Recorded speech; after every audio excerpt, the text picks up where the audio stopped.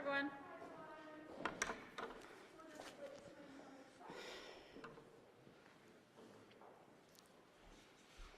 So just really excited to be here with my new colleagues and welcome Minister Clark back into Cabinet as well, and happy to take any questions from you. Some might read something into the geography. Political nerds here read something into the geography of your book. So you've elevated some people from what would normally be traditional safe 40 seats. Is this a sign you're trying to safeguard some of the seats that normally you could count on for the election? I think what I've done is chosen the best people for the jobs, and I just want to thank all of these individuals today for all the work that they have done in their previous roles, and now this is a new role for them. And so I think there's always that balance between urban and rural, and I think we do have that balance in this actually. And Ms. Cox and Mr. Eichel, was that something about them not running again, or why were they dropping back? I think it's it's always a challenge, right? I mean, but there always is renewal in cabinet, and so this is obviously what this is. And I think, as you can see, Minister Clark is back in cabinet today, so members move in and out of cabinet with different shuffles, and so I don't think there's anything to read in there at all. I think they're wonderful individuals, and I thank them for the incredible work that they have done for the province of Manitoba. Are you at all concerned about women leaving cabinet, especially when there's so much speculation that women are vital to the PCs getting elected again? Thanks, Carol. I appreciate that, and I think we're welcoming Eileen back, which is a great sign. And again, I want to thank Kathy for the incredible work that she's done, and we'll continue to work together. I know Kathy's excited, and and working in different roles and that kind of thing. And so everyone in caucus will have a role as well moving forward. Mr. When you discussed his portfolio, have you consulted with Grand Chiefs and Bishop how he's done since obviously not a good start on the day he was sworn in? Did you consult with them and keeping him in his portfolio? Yes, and certainly you can ask them, yourself, Jeff, but I have had the discussion with Grand Chiefs and President Chartrand and others as well, and I think Al is doing a great job out there, and he's going to continue in that role. Is this a demotion for Mr. Fielding? He goes from finance to natural resources. I'm wondering what prompted that change. It's not at all. I think what's so exciting is that this is sending a message that we want to work with Indigenous partners on moving forward and giving jobs and hope and opportunity for Indigenous Manitobans. And so I think in the areas of mining and forestry and oil and gas and potash, I mean, there's some really exciting initiatives moving forward. I know in mining we have dropped down significantly in that area. There's lots of opportunities there. And I think there's really that chance to have, in true reconciliation and giving jobs and hope and opportunity for Indigenous Manitobans. So it's going to be a really exciting portfolio, I think, for Minister Fielding. What convinced you that long-term care deserves its own portfolio?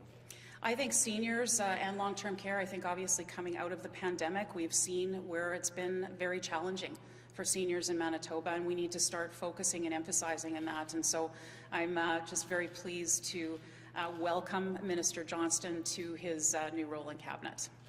Will there be mandate letters coming soon? So mandate letters, like what we've done is I've set out sort of at a high level what I expect ministers to do, and I'm obviously empowering ministers to do their job. So they will be working, consulting with Manitobans, listening to Manitobans, and working with their deputy ministers and their departments on developing their plan coming forward. So I want to hear from our ministers what their plans are, and then they'll come and present those to me and to Cabinet and others, and it's just a different approach to things. And your predecessors from the get-go, you got the labor industry. A couple of the unions have already come out and said, okay, good first step. Why do you feel it was important to actually have a labor portfolio Yeah, I think it is very important, and that's why I know Minister Helwer will be in touch with those labour unions moving forward. I think we need to take a collaborative approach moving forward, and this is a step towards that in the right direction. Do you see any conflict with Minister Helwer having labour and the civil service both in the same No, I don't. I think that, you know, it's, I mean, to the extent that there are any, you know, conflicts, we'll recognize those and make sure that we address those. But no, I think that, you know, Minister Helwer has had that role before with the civil service and has chaired Public Sector Compensation Committee of Cabinet, so he'll continue to chair that as our new Labour Minister. You touched on it in your speech. Why did you feel that you needed kind of 3 health-related portfolios, if I can describe it that? Why is that? I think it's because we need them. You know, we've seen obviously through the pandemic that there is a need for more emphasis in healthcare. In the province, we had mental health and addictions before and wellness before. And then, you know, obviously we had health and seniors, but I think there needs to be more of a focus on seniors, more of an advocacy, which we've got here, Minister Johnston. And just really, I'm really excited to expand that, to ensure that, you know, we're doing everything that we can to, you know, get through this pandemic and move forward after it.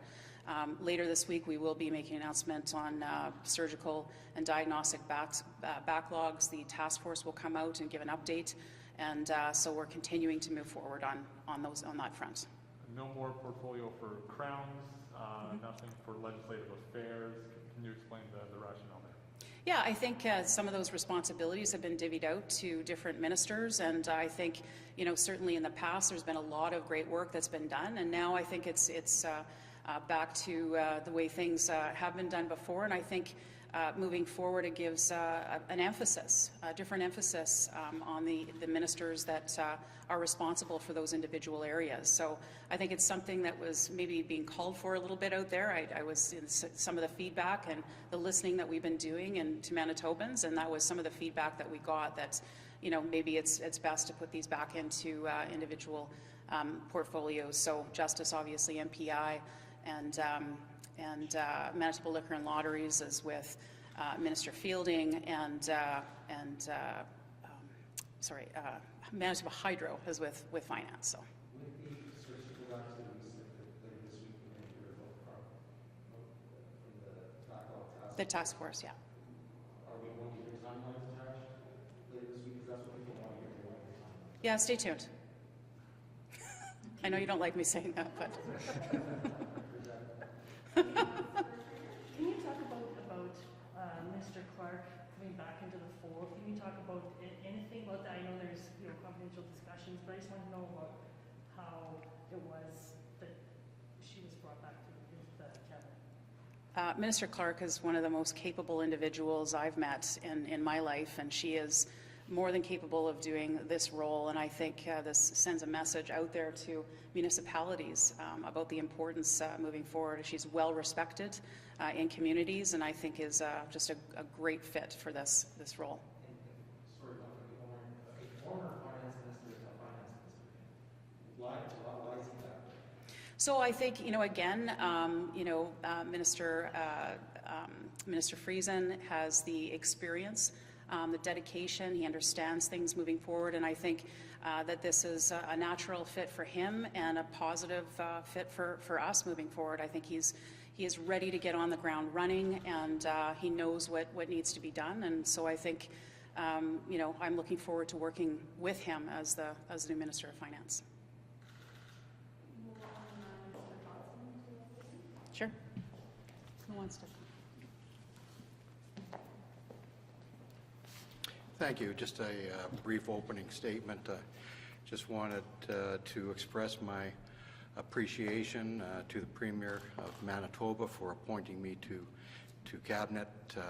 I am humbled, and I'm really looking forward to the challenge, and certainly am appreciative of the confidence that she has given me. This portfolio is truly an exciting portfolio.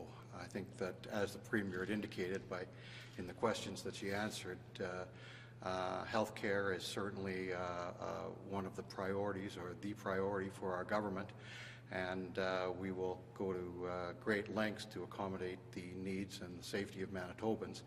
And by adding this portfolio, and particularly focusing on some senior initiative and some senior situations that exist, we really believe that going forward, we'll be able to enhance certainly our seniors and those who need long-term care. So it truly is a real opportunity, and I'm certainly appreciative to join my team, our team, to face the challenge.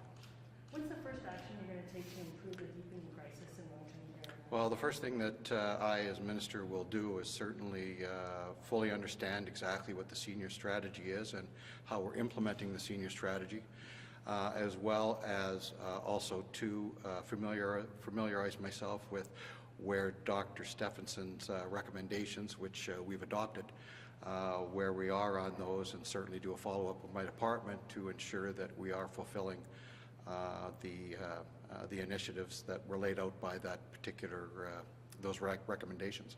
So those are the first two items that I intend to look into, and as well certainly have the discussion with my colleagues who have been in cabinet for some time and utilize their experience to help guide me. What makes you suitable for this role? Like now, in this time, in this crisis, in this place, what makes you the right person for the job? Well, first and foremost, I am a senior.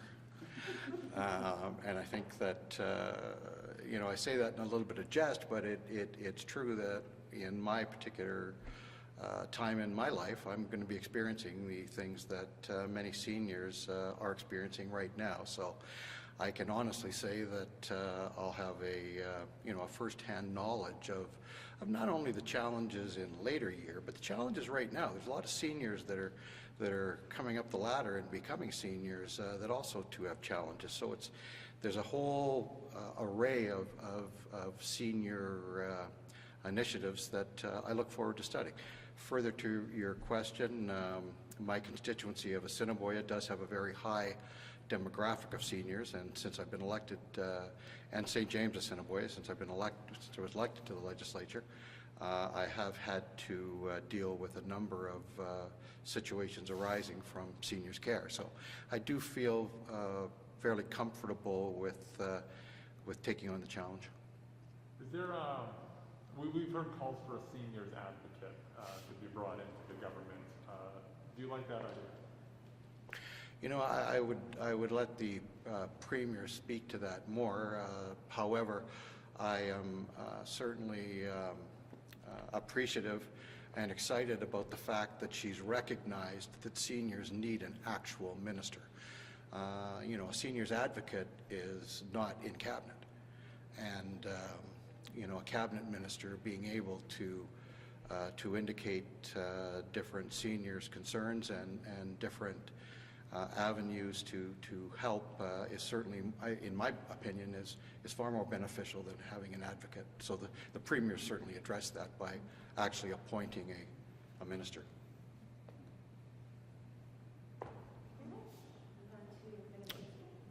Okay, I'm going to just put my mask back on.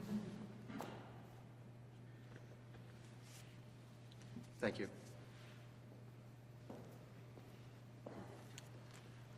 Well, good afternoon. I'd just like to start with an opening statement. It is a tremendous honor to be able to serve Manitobans in this new capacity. I look forward to doing that.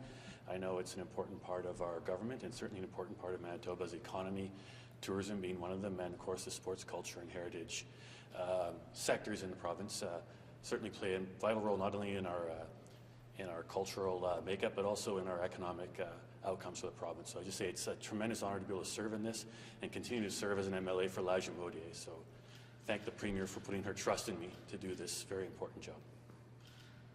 Out of the pandemic, how do we build upon, you know, sports culture heritage?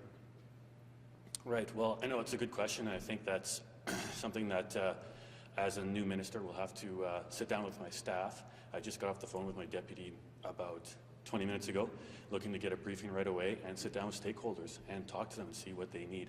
They certainly had a lot of support throughout COVID, and we're hopefully to continue supporting them as the health orders require. Are you expecting to have a normal summer? I'm sorry? A normal cultural summer? Well, I mean, I'm not going to speculate what may or may not happen. I think that's going to be a decision made by public health, and certainly with the support of cabinet and caucus. But I'll leave that question to the folks in health. No, Manitoba 152. Well, we'll work on it. We'll see. We'll see. Hopefully, that would be nice. But again, yeah, Manitoba Health will be the lead on that. Thanks. Ken, maybe just your resume in terms of sports and culture, or what do you like? What shows do you like to see? What sports do you play? Well, playing sports is not really something I do much of right now. I had a background in as not an Olympic weightlifter. I didn't compete at the Olympics, but I did compete and represent Manitoba. I think it was 3 or 4 times at Western Canadian Championships. And so as a person who's been involved in amateur sport, I know very much what it's like to be an amateur athlete. It's difficult, and the challenges of not only competing in a sport, but also trying to raise enough money for your team and yourself to actually be somewhat competitive in Canada. Is it a folk festival? Have you been to the folk festival? Yes, I've been to the folk festival. And since being elected as MLA, I've tried to do my best to get to almost every single pavilion at Folklorama. I've been involved in a lot in the arts and cultural side. I was legislative assistant to the former Minister of Sport, Culture and Heritage, I believe since 2017. So I do have a background in that. Now I'm coming to the forefront as a minister here and looking to use that experience to only work on the good work that's been done by our former Minister, Kathy Cox. Any other questions? No? Okay, thank you.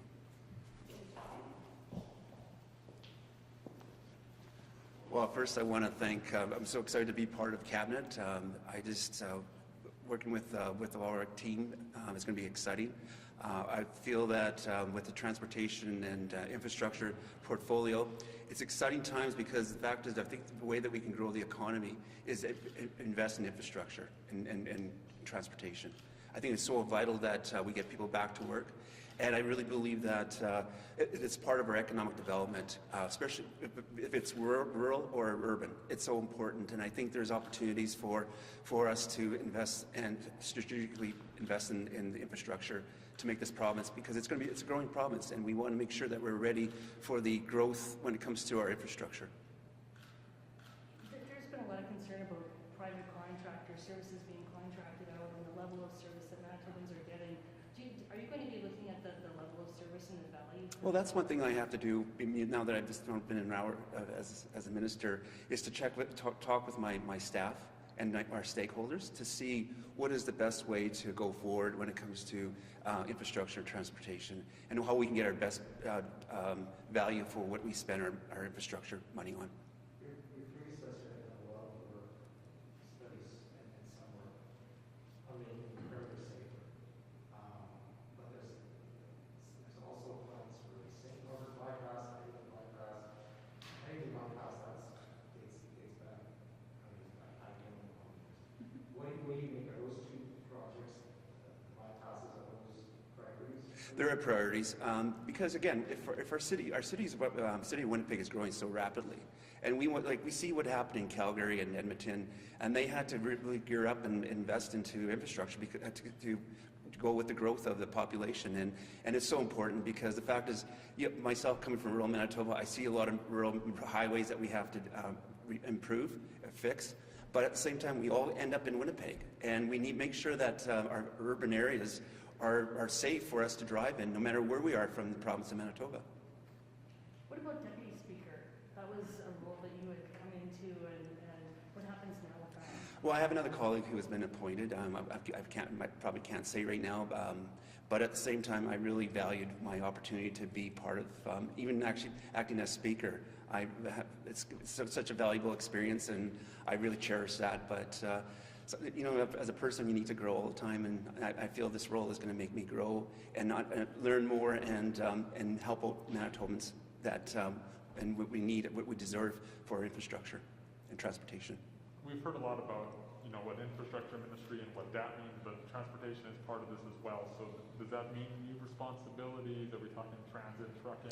Well, yeah, on everything. So we were positioned very well, and when it comes to we're center of North America. I've been doing a lot of work with North Dakota. I was on the International Peace Garden Board. The thing is, working with our relations in North Dakota, it's important that we look after our highways. We make sure that our transportation is proper so that we can compete with places like North Dakota, our neighbors, but also work with our neighbors to make sure that we have safe highways for our truck drivers, for visitors, and for our Manitobans in general.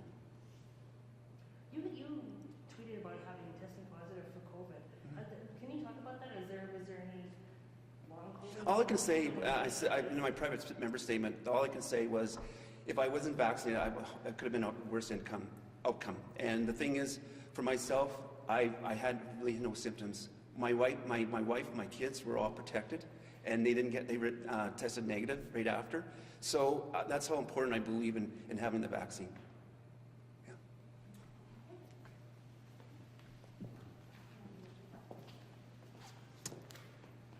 How's it feeling good? I feel fantastic today, thank you. And so what, you left, we were told voluntarily last time. What prompted you to come back? Well, a request from the Premier prompted me, and it was really rewarding to know that she had trust in my abilities, and I think her and I worked really well in my previous role and her previous role in families, for instance, with the Indigenous people of Manitoba. I really depended on her, and she depended on me. We communicated a lot, and the relationship was really good. So for Premier to invite me back into Cabinet was really a great day. You had said before that you felt certain voices weren't being listened to around the Cabinet caucus table. Do you think, has that changed in your opinion? That changed 100% the day this Premier took office. We had a caucus meeting following, and the atmosphere in the room was totally different.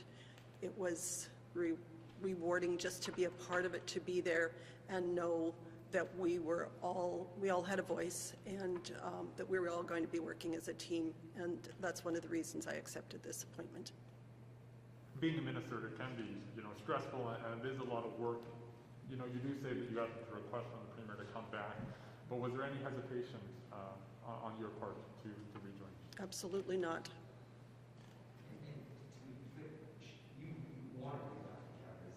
I never anticipated that opportunity would be there. When I resigned, I have no regrets to this day for my resignation. I did it for all the right reasons. But there was never, ever an expectancy that I would be welcomed back to the Cabinet table. And in municipal relations, what do you think your first priority is? I mean, is it restoring relationships, or what's your... Well, I have a very unique advantage here because I don't have to restore relationships, they already exist. And my relationship with municipalities goes back 16 years. And when I look at the opportunities that I have now going forward, when I think of my past 5 years working with the Indigenous people of Manitoba, it was simply amazing. They taught me so much about life. They taught me about living. I learned about their hardships, and we talked about a lot, but they probably taught me more than perhaps I did for them. So I go into this role in municipal relations, although it comes with experience, but that experience just no longer comes from the municipalities. It also comes from the Indigenous people of Manitoba. I can go out with a whole new feeling in my heart that will hopefully work once again. My first role in this government in 2016 was Minister of Indigenous and Municipal Relations. So I kind of feel like I've gone full circle, and that circle is now complete, and now the work really begins. So it's exciting. One of the first things you want to hear from the city when they ask you, boss, this shit's only 18. So I'm going to ask you, like more. One of the first things you're going to hear was, where's the ambulance contract? City Winnipeg. Can you help get that across the whole line? Well, I haven't had that discussion with anyone at this point, like my colleagues. This is new on the job. But I will say, as Minister of Municipal back in 2016-17, I had a really good working relationship with Mayor Bowman, as well as all his other councillors and staff. I had a good relationship with all the major cities in this province, as well as the smallest municipalities. So I have no reservations. Whatever the issue is, we deal with it. And we deal with it by communicating. So looking forward to that. Did you ever think you'd be in the vanguard of a moment in time when caucus stood up to a premier and said, that's it, I'm out of here, I'm done? Well, no, it wasn't, I can't say that it was a spur of the moment thing. It's something I would have never anticipated myself that I would ever do, because I always respect those who are in leadership roles. But my decision was probably building, and when the time came that I felt that it was absolutely in my best interest, the best interest of my family, and perhaps the best interest of Manitobans, that I resign, and I have no regrets. Had the Premier asked you whether you were running again at that point, and did you indicate no? Which Premier? The former Premier, when you resigned? Oh, no, no, I never had that discussion. There was no discussion No, about no. After your resignation, a lot of people in municipal circles and Indigenous circles spoke highly of you and the work you did. What did that mean to you? What did that mean for you? It was humbling. I just expressed to someone this afternoon that I have literally hundreds and hundreds of emails that I haven't even read yet from all across Canada that were very, very positive. I would not have expected that kind of support, I guess you'd say, and it wouldn't have mattered to me whether I had that support from the greater population, but it does mean a lot. It also gives me a lot of confidence going forward, but it also shows me too the value of treating others respectfully, and that's always been a goal of mine. So, okay.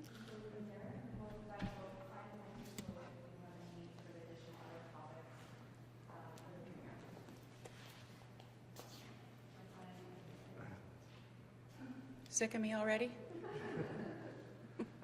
The feds have been talking about this new treatment for COVID, and I know it's very new, it's a recent announcement, but have you been able to determine how it might be distributed within the province and what kind of supply we'll be getting? I'm hoping to get as much in the way of supply as we possibly can. As I understand, it's not much right now. But we'll continue to try and procure as much as we possibly can. I think it's absolutely critical moving forward, and I know that Minister Hellwer will continue to work with his federal counterparts to ensure that we get as much supply as we can. And have you, again, I know it's early, but have you come up with a way to prioritize certain groups? Yeah, I think we'll work with Shared Health on that, between government services and Shared Health. We'll figure out a plan. I know that it's already in the works, I'm sure, but I just don't have that at my fingertips right now. So, yeah. You were criticized, last week for saying that Manitobans should learn to live with this virus, that Manitobans can take care of themselves. Do you stand by those comments? So you'll recall last week that Dr. Atwell also said that this virus and Omicron is permeating throughout our community, that he said that likely everyone will be exposed to it. And so from that, I said that because of that, we're going to have to learn to live with this. It doesn't mean that we're advocating any responsibility, and we will continue to work, with Manitobans to get Manitobans through this. So you don't regret sort of the language you used, even if it was I would say that I regret the way it was reported, because it's certainly not at all what I meant. And I want Manitobans to know that we are here for them. We will work with them to ensure that we all get through this together. We all have our parts. Government has its role. Every individual has its role in this too, to ensure that we get to the other side of this. Manitoba has the highest hospitalization rate for COVID among the provinces right now. So what's being done to bring that rate under control?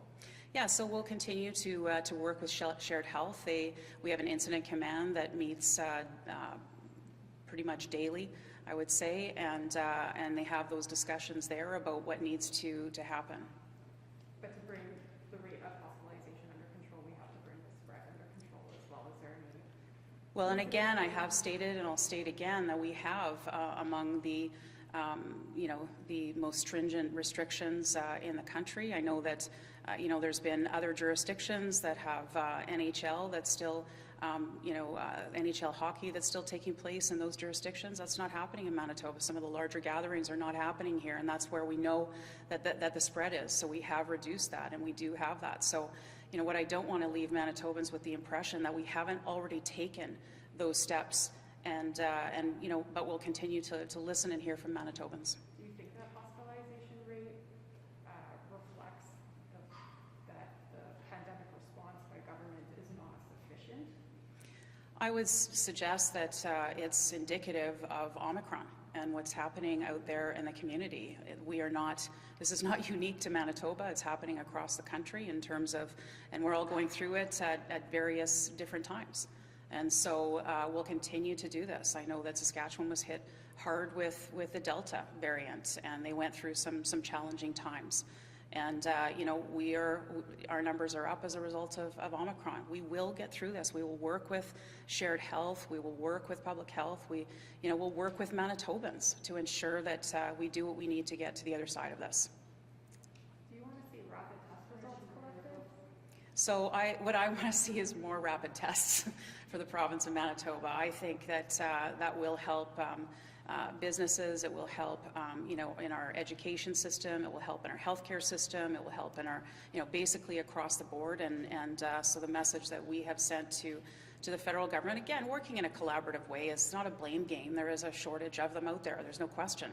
But we will continue to advocate on behalf of Manitobans to ensure we get as many of those here as possible. As of now, are you satisfied with the level of restrictions that we have? And you said last week, you know, we're continually assessing. At this time, are you satisfied? I think we're continuing to, you know, to assess the situation. You know, we get continuously updated on various modeling. What we've seen so far is, you know, with the modeling is that it really hasn't been accurate. And I know Dr. Atwell mentioned last week that they had to send the modeling back a couple of times because it was just so far removed from what reality is. And so we'll continue to look at the evidence and monitor that to ensure the safety of Manitobans. And I want to assure Manitobans, reassure Manitobans, we are in this together. We will be there for them. We will get to the other side of this. Thanks, everyone.